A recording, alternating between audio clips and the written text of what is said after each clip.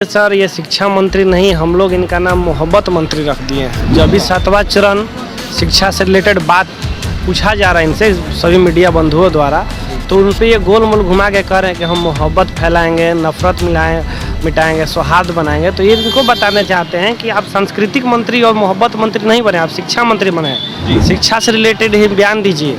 इनसे जब पूछा जाता है कि 7वां चरण कब दीजिएगा, तो कहते हैं मोहब्बत फैलाएंगे। इनसे उम्मीद नहीं कर रहे हैं सर, ये गोल मोल बात घुमा रहे हैं। विजय कुमार चौधरी जी पूरा गोल मोल घुमाते थे, ये पूरा घिरनी बना दे रहे हैं बात को। उनसे ज़्यादा घुमा रहे हैं, वो तो कम से कम तुरंत जल्दी अगले माह अंत में जुलाई में कहते थे, लेकिन ये तो कह रहे हैं कि 7वां चरण कब दीजिएगा, तो इनका जब आता है मोहब्बत हम फैलाएंगे।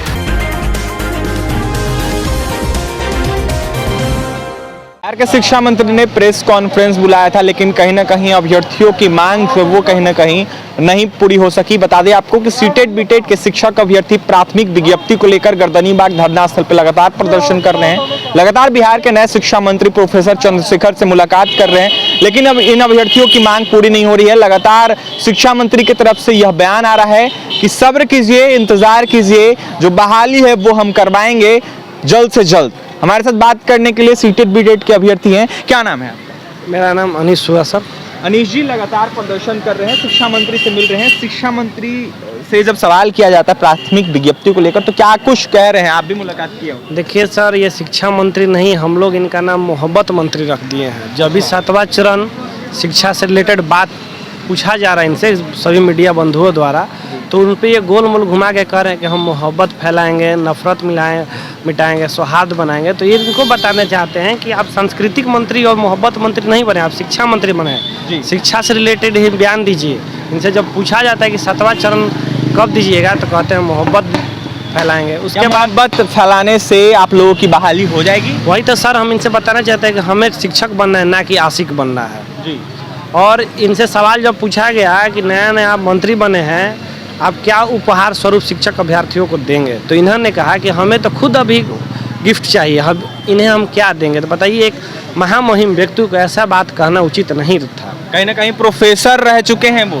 अब ये किस कॉलेज के प्रोफेसर रहे हैं भगवान जाने। हमको तो इनकी बातों से लग रहा है कि मोहब्बत के ही प्रोफेसर रहे होंगे, बार बार में मोहब्बत ही जिक्र कर रहे हैं। बीजेपी लगातार निशाना साध रही है। वहीं सुशील मोदी ने भी यह साफ कहा है कि कहीं ना कहीं ये शिक्षा मंत्री जो है वो ठीक नहीं है, और कहीं ना कहीं उन पे आरोप लगाया उन्होंने कि 10 कारतूस जो है वो दिल्ली में पकड़ा है। जी सर, ये सर एक दागी मंत्री हैं। इनके पास इंदिरा गांधी एयरपोर्ट स्टेशन पर कार्बाइन के साथ 10 कारतूस पकड़ा गया था दिल्ली एयरपोर्ट पे। ये पुरानी बातें हैं, लेकिन कहीं ना कहीं आपके व्यक्तित्व में ये चीज़ है ना कि आप शिक्षा से रिलेटेड मंत्री बने हैं और आप हथियार लेके घूमते हैं, कार्बाइन लेके चलते हैं, कारतूस लेके घूमते हैं। शिक्षा मंत्री एक याद है हमारे 2 दिन के बने थे बिहार में, मेवालाल चौधरी, वही इनका हश्र हो जाएगा अगर इसी तरह से बयान देते रहेंगे और दागी हैं तो। क्या ये जिस तरीके से ये मंत्री बने हैं प्रोफेसर चंद्रशेखर, इनसे उम्मीद नहीं कर रहे हैं क्या कि बहाली जल्द से जल्द होगी?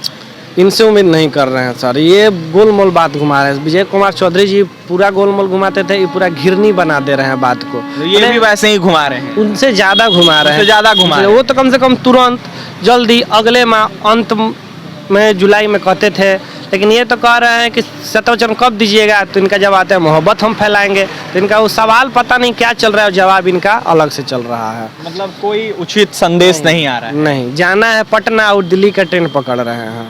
क्या कहिएगा, विपक्ष की जिस तरीके से सरकार बनी है, तेजस्वी यादव भी लगातार समर्थन देते थे आप लोगों को, उनके पार्टी के कार्यकर्ताओं नेताओं की तरफ से भी समर्थन। देखिए सर, जिस दिन तेजस्वी यादव जी का हमने सम्मान समारोह हुआ, उस दिन हम लोग भी गए थे, अपना ज्ञापन दिए, उनसे बोले कि सर लगातार 3 साल से आरजेडी की तरफ से हमें आश्वासन, समर्थन, डिजिटल चाहे फिजिकल प्रोटेस्ट में मिलता रहा है।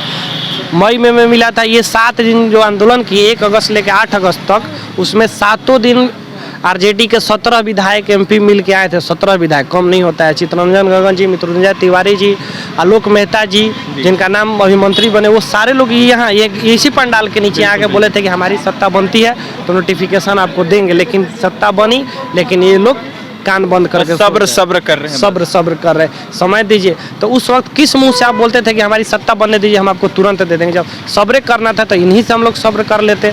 नया मंत्रिमंडल गठन हुआ, आपसे हमारी उम्मीदें बढ़ी, लेकिन ये भी उम्मीदों पे पानी फिरता हमें नजर आ रहा है। अंतिम में जाने से पहले क्या कहिएगा बिहार सरकार को? बिहार सरकार को हम यही कहना चाहेंगे कि अभी भी समय है, आप हमारा नोटिफिकेशन दे दीजिए, और अन्यथा हम लोग 22 अगस्त को पटना में जो महाआंदोलन करने वाले हैं, आपकी नींद उड़ जाएगी। और इतने संख्या बल के साथ हम लोग पटना की धरती पर उतरने वाले हैं 22 अगस्त। ये सरकार जो है पूरी तरीके से युवा विरोधी है। देखिए अभी सर ऐसा भी नहीं बोल सकते, अभी नई नई सरकार बनी, हम कुछ समय देना चाहेंगे, ऐसा बात नहीं है सर।